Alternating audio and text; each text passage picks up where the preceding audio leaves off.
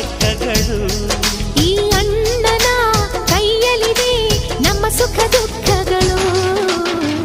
ಅಣ್ಣ ನಮ್ಮ ಅಣ್ಣ ಇವನು ನಮ್ಮ ದೇವನು, ಕೋಟಿ ಜನ್ಮ ಬಂದರು ಮರೆಯನು ನಮ್ಮನು. ತಿಂಗಳ ಬೆಳಕಿನ ಅಂಗಳದಲ್ಲಿ ಅರಳಿದ ಪ್ರೀತಿಯ ಸಂಚಾರ, ದೇವರೇ ಬಂದ